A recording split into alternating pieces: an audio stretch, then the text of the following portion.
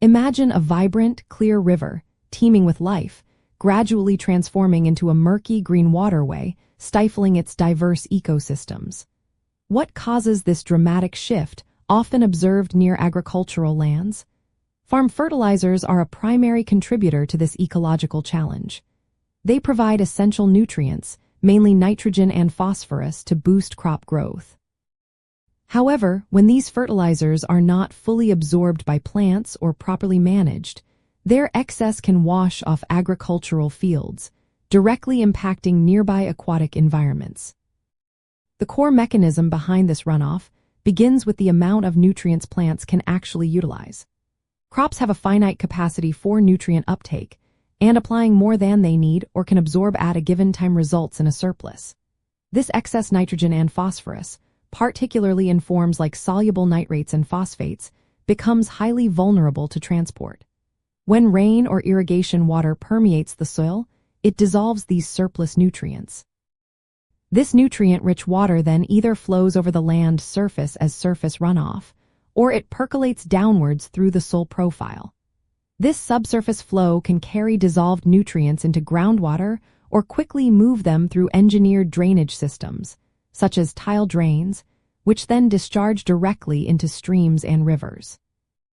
Soil characteristics, the slope of the land, and the intensity and duration of rainfall all significantly influence the volume and speed of this nutrient transport, making certain agricultural landscapes more susceptible to runoff than others. Fortunately, farmers have effective tools and strategies to minimize this nutrient loss. One crucial step is conducting regular soil tests, which help determine the precise nutrient needs of crops, preventing overapplication. Applying fertilizers at the right time, when plants are actively growing and can best absorb nutrients, and using the right method, such as targeted placement, also makes a big difference. Implementing cover crops, which are planted between main cash crop cycles, helps to absorb leftover nutrients in the soil, preventing them from leaching away. Establishing riparian buffer zones, which are strips of native vegetation along stream banks, acts as a natural filter, slowing down runoff and absorbing nutrients before they reach the water. Delving deeper, it is important to understand that nitrogen, particularly in its nitrate form, is highly mobile and easily leaches through the soil profile into groundwater. Phosphorus, on the other hand, often binds strongly to soil particles. While this makes it less mobile in dissolved form, it means that phosphorus frequently travels attached to eroded soil sediment. Both types of nutrient enrichment contribute to a process called eutrophication in aquatic ecosystems. This phenomenon describes the excessive growth of algae and aquatic plants, often leading to dense algal blooms. When these blooms eventually die and decompose, bacteria consume vast amounts of dissolved oxygen in the water. This depletion of oxygen creates hypoxic, or low oxygen, conditions that can be devastating for fish and other aquatic organisms, leading to the formation of infamous dead zones in large water bodies, such as the Gulf of Mexico.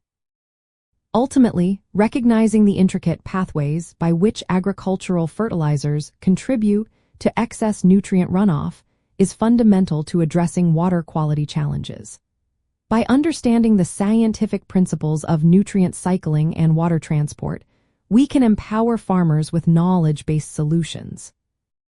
This comprehensive approach ensures that we can both maintain productive agriculture and safeguard the health and biodiversity of our invaluable aquatic ecosystems for future generations.